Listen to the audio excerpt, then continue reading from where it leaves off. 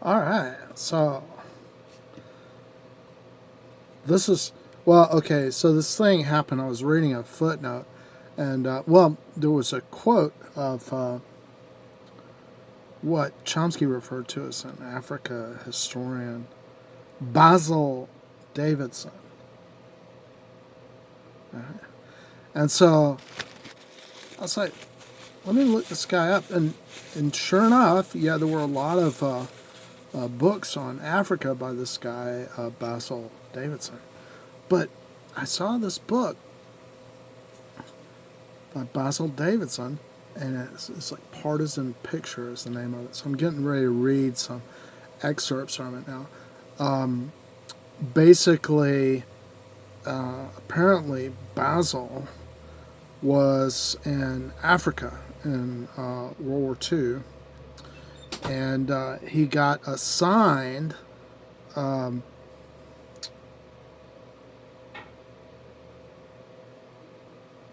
Yugoslavia, right?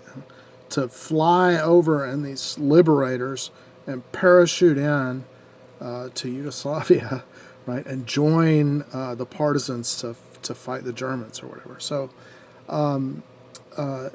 the book I've read up to this point, it started off with them in Africa, and they trained on how to paratroop in the desert, right? And they came into Yugoslavia, and they talk about, fighting with the partisans in the woods. Like one guy is like, he has pants and some messed up shoes or whatever, but he's stripped to the waist. He just doesn't even have a shirt anymore, and he's just in the woods fighting. And so they describe some stuff like that. And so he's going with these partisans, and he's right at this point. He's writing some commentary about the situation. So I'm gonna read from there. For us, it was all too easy to forget that we had armed their enemies and fought a word war against them. But it was not so easy for them to forget it. In fact, they never did forget it. Fancy that. Yeah, who can imagine, right? Not even later, when our propaganda support was of daily and hourly value to them, and our airlift of food, arms, and clothing a really substantial contribution to their needs. Until the very end, they would conserve against us feelings of a man, the feelings of a man who has been betrayed by those who should have been his best friends. I guess the Filipinos could say that about Americans too. Right? This was as bad for them as for us, for it unbalanced their view of things, and it made it hard for many of us to see in their goodwill more than the shallowest speculation. This is in Bosnia, by the way. They're in the woods, in Bosnia is where they are. Then I can get to the more fun bedroom. Yay! Yay! All right, go inside the little. What? How is it in there? I'm in the jungle. You're in the jungle? Yeah, Yeah, it's because I have these tapestries of jungle. So it's like you see the trees behind me or whatever. Actually, on the back side of it too, there's another tableau of a thick forest or whatever. So she's in that little clubhouse area back there with i5 16 or 32 gigs of RAM and a GTX 1050 Ti gaming computer with dual high definition LCD monitors. 1920 by 1080. So yeah, and she's got all her. If you watch my stream, you'll see her little setup back there, and it just happens today that I have the backdrop. They want our help, we were tempted to think. They do not want our friendship. This might easily become a vicious circle. A vicious circle? Isn't it a vicious cycle? Costa said to me one day that he hoped our coming would be a genuine thing and not just a speculation. This question of sincerity was to remain a shadow over friendship. It was so easy for either of us to see a purely selfish motive in the other's conduct.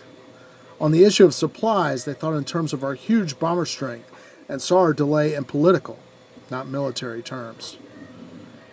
If we could bomb Germany with 500 liberators, we could drop them as many tons of machine guns and mortars and boots and battle dress, and if not, then where was the proof of our sincerity? Exactly, right? The war that they were fighting in the hills of Bosnia was not a private sideshow masked anyway from public knowledge in the outside world by the shutter of military security.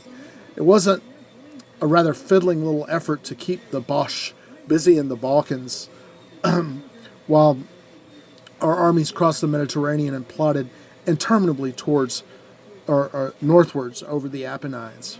Is that how you say that? Apennines? Apennines? Yeah. What is that? I don't even know what that is. All right. So it's somewhere in Europe, right? Probably headed towards Germany. High up, right in the Führer's face. It wasn't an affair of squeezing airlift from the hard-pressed allotment the RAF could make, and supplies from stony-eyed dados, the length and breadth of Africa, and personnel from anywhere at all that they could be got. At all they could be got? This guy's, he's a little bit, he writes some, it's like, I don't know if that was they fought a word war against us. Was that supposed to be World War? Yeah, because it wasn't. That's not what they wrote. They were unenlightened on the play of forces within the Mediterranean Command, and they had never heard the Joint Chiefs of Staff. The condition was no doubt mutual. They'd never heard of the Joint Chiefs of Staff. The condition was no doubt mutual. Joint Chiefs of Staff never heard of their asses either. No, he didn't write that. I said that. All right. The war that they were fighting was for them the only war in the world. They saw the operations of their fighting unit as part of a front in every way comparable with the giant strides of the Red Army and the battles in Italy. None better than they could understand the superhuman effort and endurance which had gone to make their army. It's a little bit weird. For them, and it could scarcely have been otherwise, the War of Liberation in Yugoslavia, he spells it with a J, like Jugoslavia, was a microcosm of the worldwide war, the core and center of the business. Anything which might suggest that it was not hostile, insincere, unprogressive. Arms, arms, arms, that is what they needed, and no diversion of heavy bomber strength to the war against U-boats in the western approaches, the softening up of the front in Italy, the smashing of German war potential, could properly explain or allow for the amazing absence of supply. In their eyes, only political hostility could explain that. Can you blame them? And also, were they wrong? I don't think so. After these suppers together, Bill and I would trail homewards through the pine woods, down into our ravine where the wounded lay and sunned themselves during the day, and the river ran silver at night. And with the passing of the days, those of us who were new to it would gradually feel the special atmosphere of this woodland life grow upon them. We had all the handicaps. We were townsmen, not specially tough or resistant, picked for quite other than physical qualifications.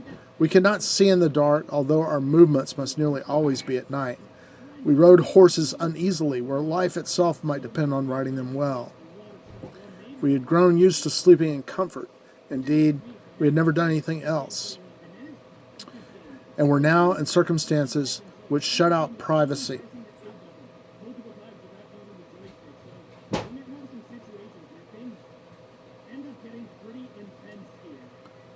Or any sort of comfort. We had to unlearn our daily habits and acquire new ones.